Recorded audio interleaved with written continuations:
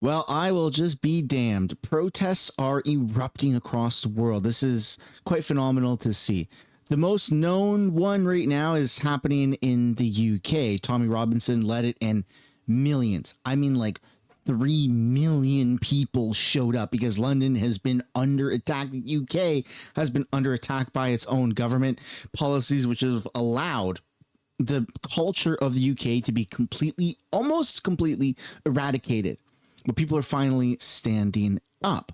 And so that's going to have a trickle effect for the rest of the world that also feels like, they are being under attack by their government. Canada could potentially be next. And that's what we're also taking a look at today is this Canadian protest, which also goes hand in hand with, supporting Charlie Kirk, is taking place right now as we speak. And it is just getting wild out there. I mean, there's a tremendous amount of support, and there's also a tremendous amount of Antifa that have shown up and caused a ruckus because a Canadian member of parliament told them to do so. Funny enough. Yeah, it's getting dangerous. Actually, it feels like it's getting potentially dangerous in Canada, and there is reasons to be to be worried about where this is going. But enough about the worry. We're going to take a look at the true cold facts as to what the heck is happening, because I gotta say it's quite beautiful to see this amount of scaled protests, peaceful protests taking place, and people are realizing that something needs to happen, man. Holy smokes. We're first going to take a look at what's going on in the UK with Tommy Robinson, because this is absolutely incredible. This is the biggest demonstration in British history. Britain has finally awoken. We've been waiting decades. They've had everyone scared. The British public is scared no more. This is never going away. Okay? Patriotism is the future. Borders are the future. We want our future. And there was almost, I think, 3 million people that showed up. Like, it's absolutely incredible to see. We came in our millions, okay? The biggest protest in British history. You, the British public, have now made London the battleground for this fight. We're going to do it again. I'm sorry, some people couldn't hear because there's too many of us. We need to be in Hyde Park. We need to make this the biggest concert, the Unite the Kingdom concert. What an amazing day. Thank you for every one of you who travelled there. Thank you for your behaviour. Thank you for your support, every one of you. We've made London the battleground. We didn't get to finish it. We didn't get to kill our clothes and peaches. We didn't get to tell you our vision of how we can change this country. But we're going to. We're going to do it again. Unite the Kingdom, unite the West. It's a cry for help. We want world leaders. We want them coming from all over the globe. London has been chosen. You, the British public, have made that happen. And this is actually something that Elon Musk has supported. Elon Musk did chime in and do a video chat with Tommy Robinson, but you have people from around different parts of Europe that are coming to show their support for the UK and specifically Tommy Robinson. We are French people from the north of France. We are from Lille, actually, and we came here to show our support and to protest, to support Tommy Robinson ideas, because we follow everything about the news in London and in the whole England. So we support the work of Tommy. We are also here to do an homage for Charlie Kirk. We were here yesterday also, and thank you all the British people. We support you across the sea. We're from France. We have the same problem as yours, so keep going. Thank you. Yeah, lots of protests are erupting and lots of support for Charlie Kirk are erupting.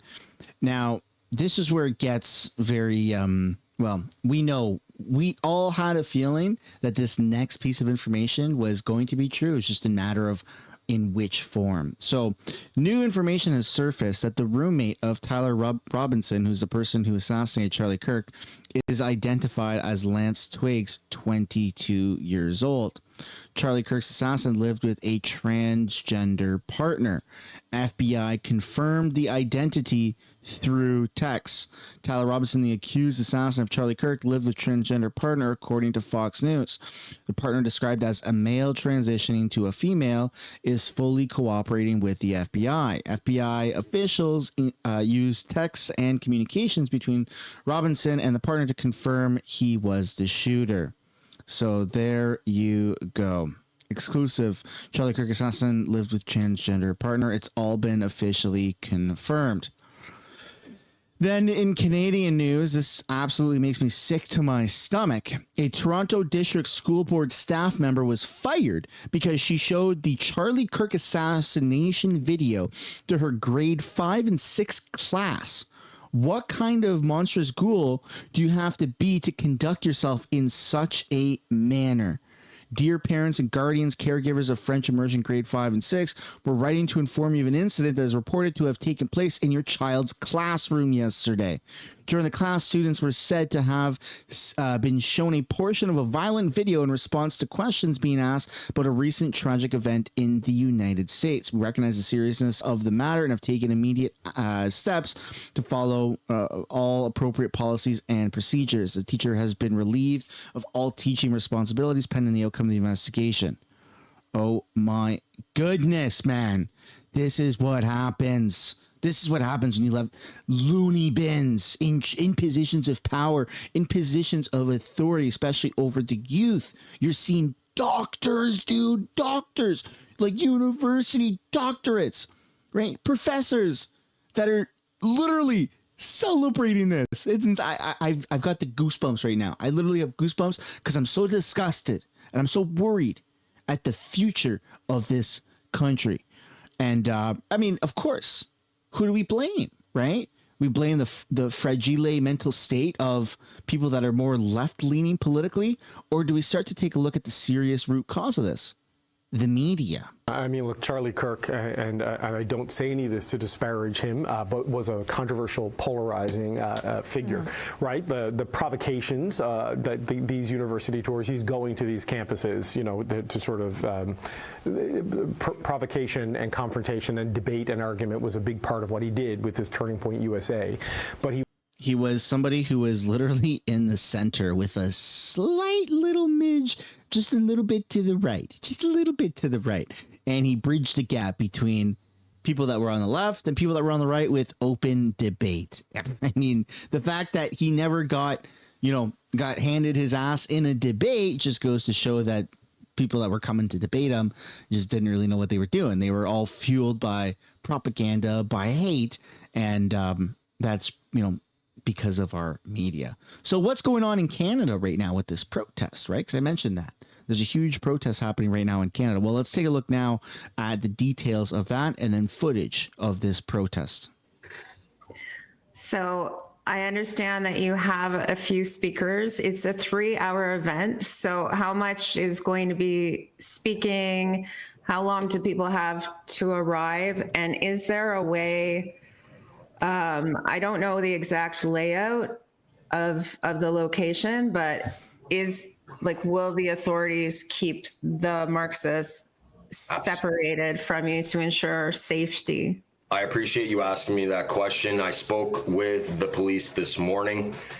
We have come up with a route that basically where we are going to be located in the park is going to be separated from the people that are planning to protest.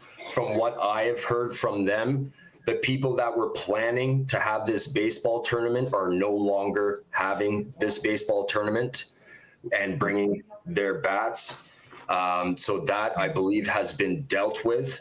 The other counter protests, I believe, will be on the furthest side away from us. So the police will have a direct line between us and the counter, and the first hour is going to be speeches. We have a great lineup of speakers that I don't know if you want me to tell you who they are, but I can.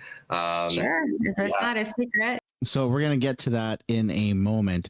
Now we have to take a look at, some more details of this protest, because he mentioned counter protesters, and that was fueled by a Canadian politician, NDP member of Parliament, Charlie Angus, had posted on his Facebook, right?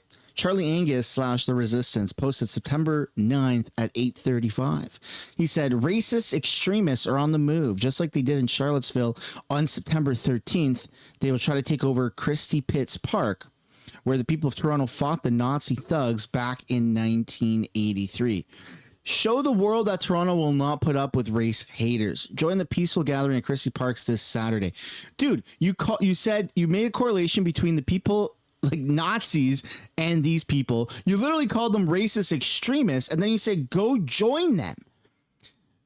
We will be there. Go get them, Charlie. Oh my goodness, man. This is crazy. We will be there. Like, he's amping people up. This is a voted in member of parliament. So you're wondering why there's so much hatred and division, because shit like that is happening by our literal officials, by our representatives of this country. I can't believe it. It seems like it's too wild to be true. But that's unfortunately the reality in Canada.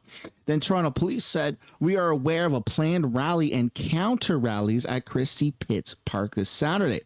Our top priority is the safety and security of everyone. Police will be present to monitor and ensure public safety, and we will expect everyone in attendance to follow police instructions.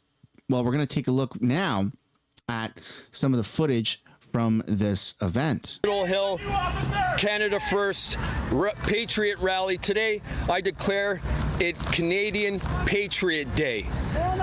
September 13th, guys. So yeah, we're getting set up here. Also want to say shout out Tommy Robinson and the UK Patriots, the Aussies standing on guard for their country. This is a wave, guys. This is across the Western world. The West is waking up, and it's about time. This is long overdue, guys. I'm ready. I'm jacked, and I hope you guys continue to watch the live streams. They're going to be all over the place. If you can't get here, wave a flag. Step on your porch. Wave your Canadian flag proud, because no longer will we feel guilty for our history, our nation. Nothing. Okay, so now we got to take a look at some of the footage that's emerged from this protest. Rest in peace, Charlie Kirk! Rest in peace, Charlie Kirk! Rest in peace, Charlie Kirk! Rest in peace, Charlie Kirk! Rest in peace, Charlie Kirk! Rest in peace, Charlie Kirk! Oh man, that makes me so happy and so sad to see that, right? To hear Canadians walking downtown Toronto saying rest in peace, Charlie Kirk. Canada first! Canada first! Canada first! Canada first! Canada first! Canada first! Canada first! Canada first! Canada first! Canada first! Canada first! Canada first! Canada first! Canada first! Canada first! There's a lot of people that showed up, even with some of the UK flags. That's a lot. That's a good amount of people that showed up.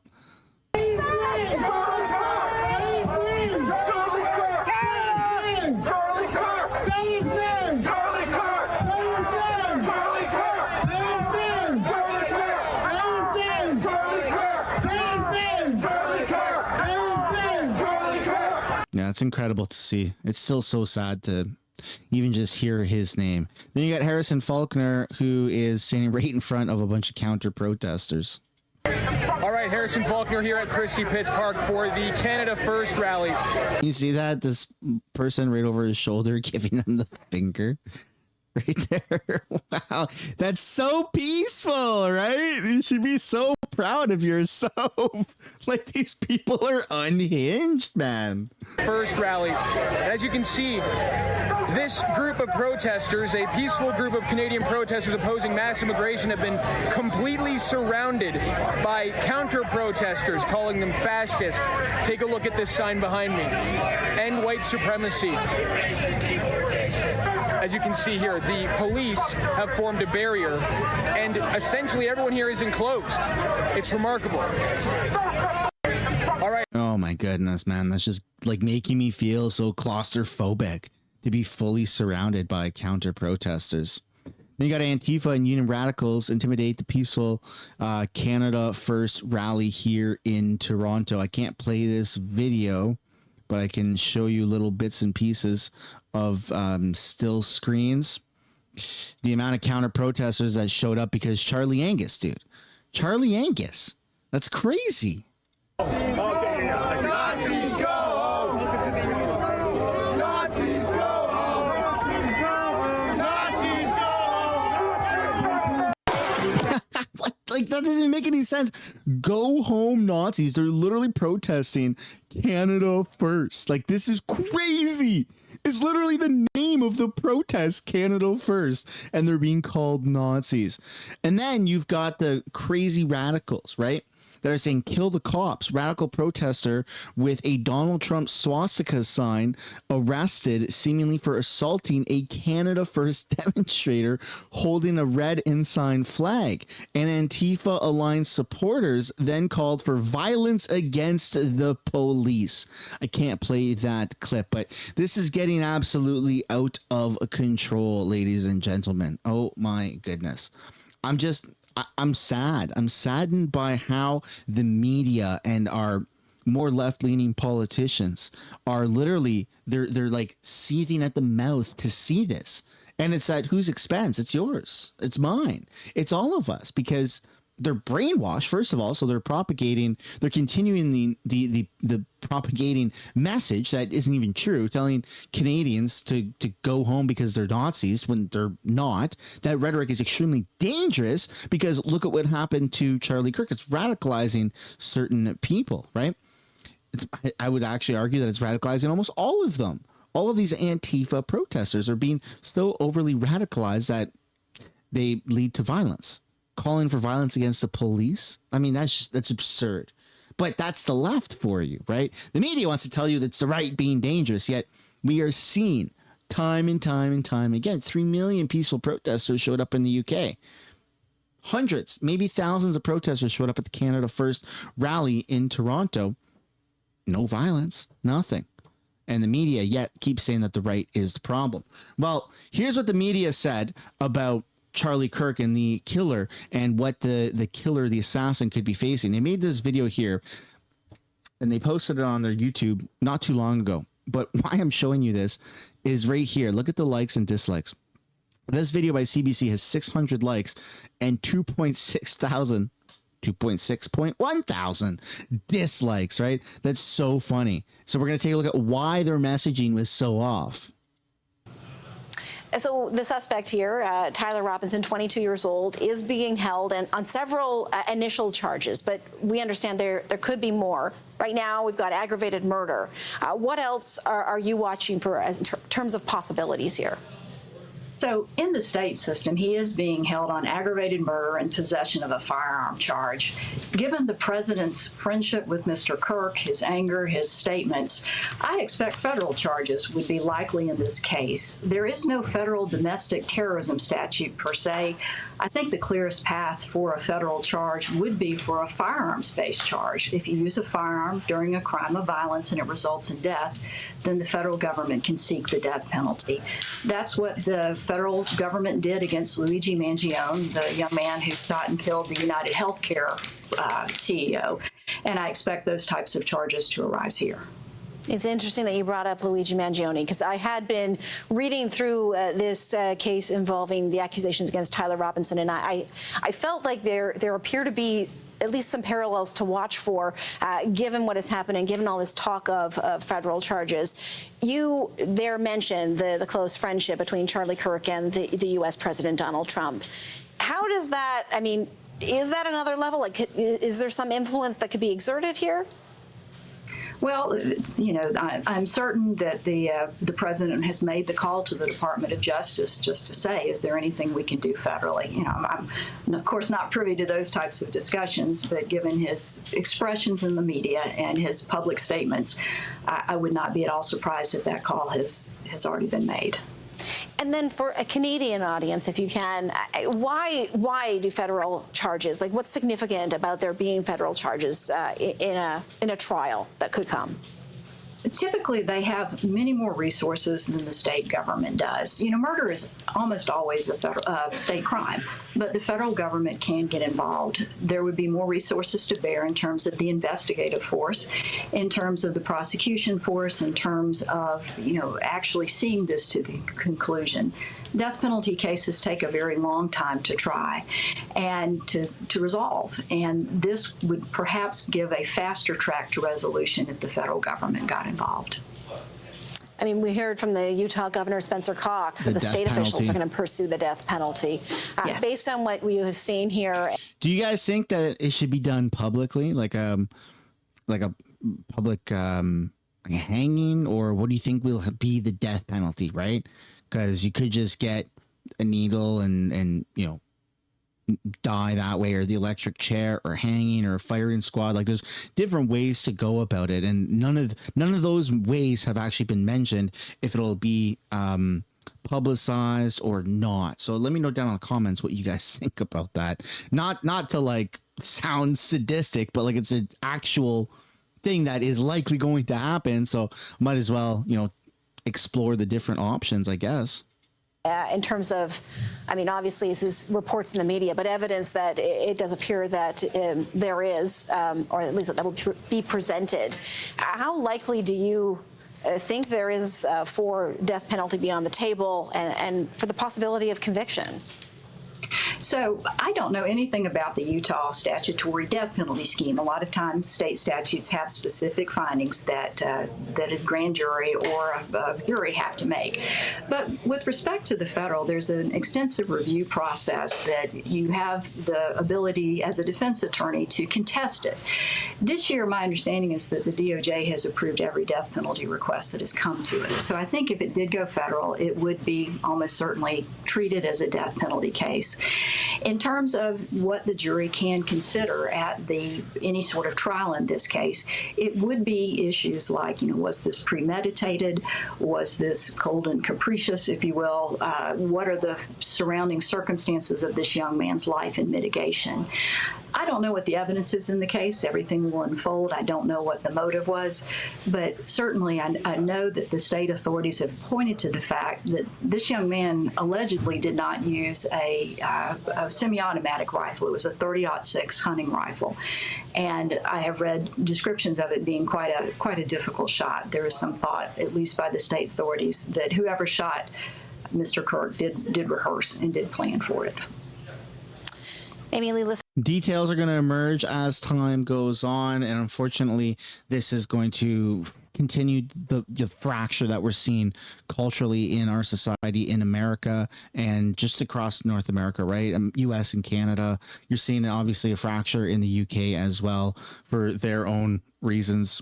I just hope that someday Canada can take back its country from the radical left. I mean, you literally have a politician, a Canadian politician, that's saying, hey, these people are insane, go protest them, but, you know, keep it peaceful. I don't know, it's just weird what's going on in this country.